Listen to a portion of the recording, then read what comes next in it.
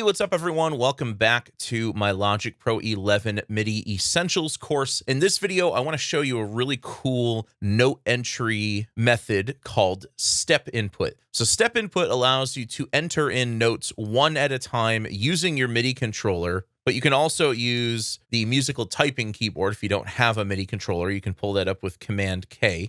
You can enter in chords, you can enter in melodies, bass lines, anything you want. And all of the notes are perfectly in place, and you don't have to do any quantizing or trimming or editing afterward. Real quick, just to show you an example of what I'm going to create with step input, I have a musical example here with a lead, some plucks, and a bass line. I've also put the chords up here just as a reference if you want to do this along with me with the demo project.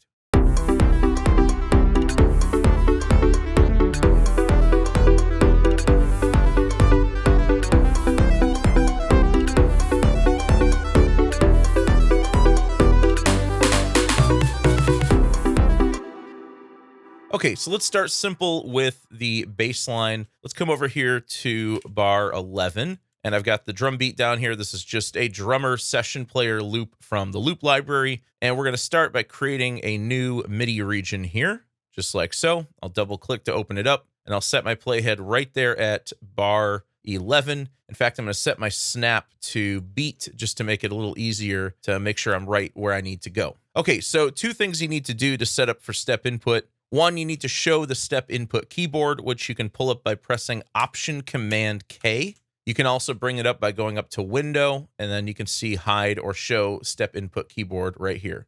So Option Command K. So with the step input keyboard, you choose what rhythmic value you want to enter. So whole notes, half notes, quarter notes, eighth notes, 16th notes. You can make these dotted rhythms, and you can also make them triplets. Now, there's a bunch of other stuff in here, too, that we're not really going to cover in this video. So we're not really going to be messing with any of these dynamic markings or anything like that. The velocity that is recorded with step input is going to be based on the velocity you play in on your MIDI controller. To start, I'm going to do like just a really basic quarter note bass line.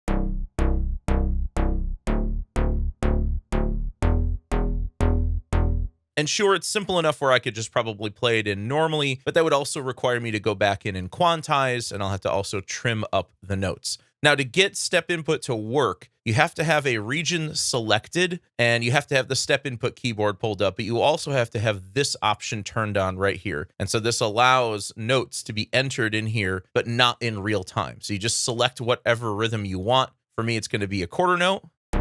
And then I start entering in notes. Now, one quick thing to keep in mind is that you want to leave a little bit of a gap between the notes you play.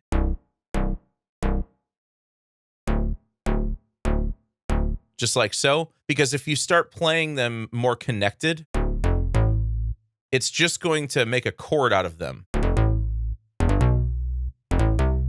So in order to break up a chord like that, you have to put a little bit of a space between each step. Now, if you want to go back a step or several steps, you can hold Control and press backspace. In fact, I'm going to go all the way back to the beginning because I want to make sure each of these notes has a really high velocity. So I want to make sure I'm hitting the keys pretty hard.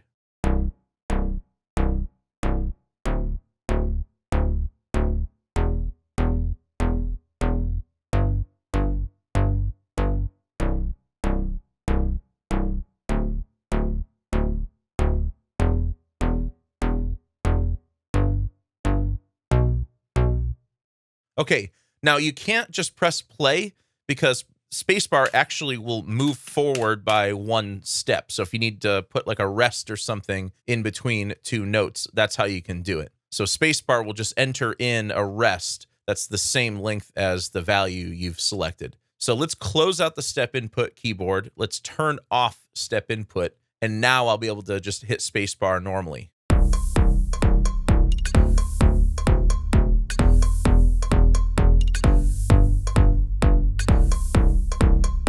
Okay, next up, let's add our high-rise pluck. This is going to be our chords. So let's create a MIDI region. Let's open that up. Put the playhead right here at bar 11. Option Command K to bring up the step input keyboard. And the rhythm I want to play here is something more like this.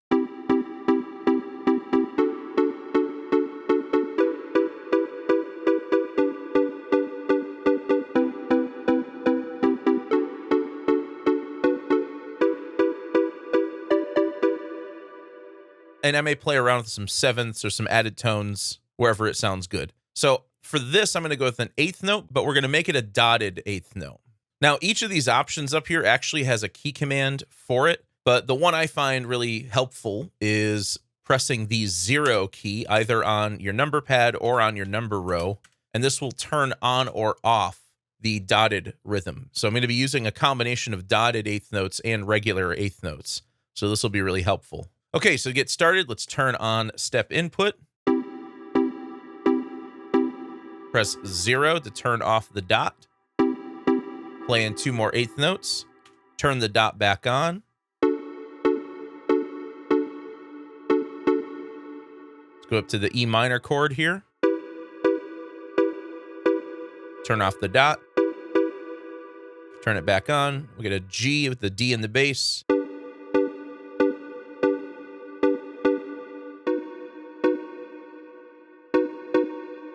And there we go.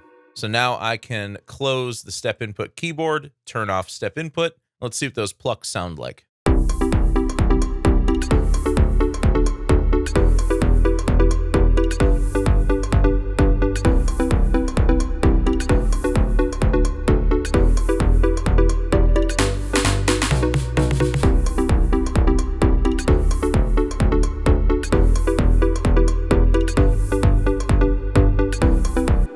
All right, next up here on the 70s analog lead track, we're going to play in an arpeggiated pattern. This is one of the things I really find step input super helpful for.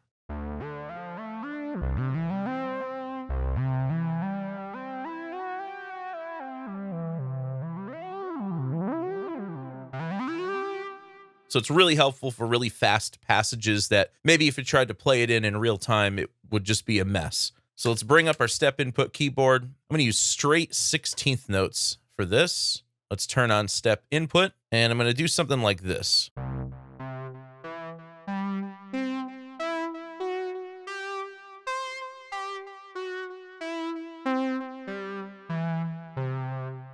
And then the D chord.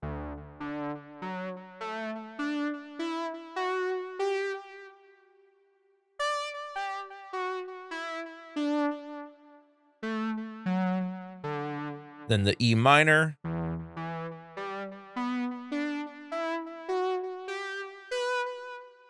And did I mess up there? No, we're good.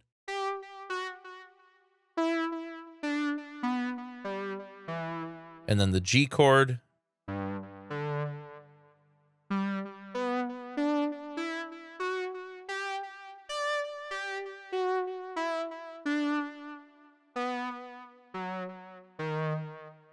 And I threw in a couple of extra notes there for the B chord. Let's go ahead and turn off step input. Let's see what that sounds like as is, and I may come in here and make a few changes to it. Okay, yeah, so off screen, I went through and made a few corrections to the lead. I also duplicated it over. The second time around, I transposed it up an octave. And there's a little bit of a difference between the tail end notes on the first region versus the second region. Before we listen to all of this, though, I want to show you one other kind of like obscure editing mode for step input.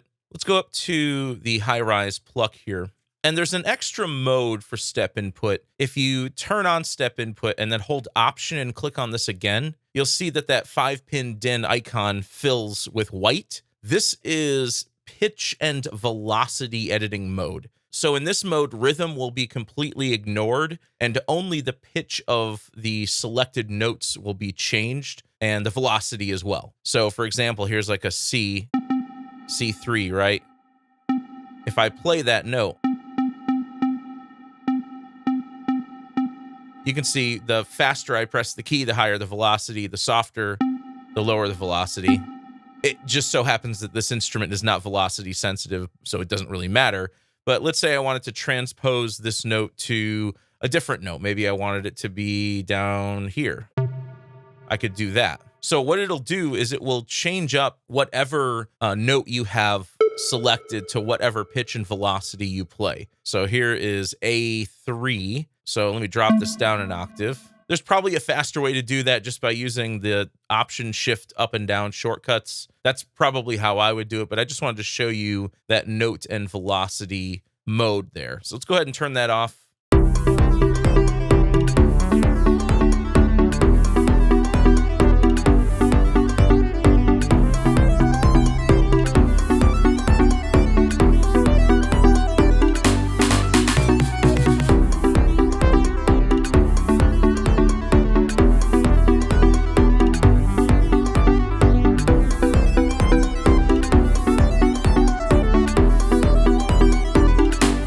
right, guys, that is step input in Logic Pro 11. I hope you guys enjoyed the video. If you did, please leave it a thumbs up and subscribe to the channel to see more content like this. As always, thank you so much for the support, and thanks for watching.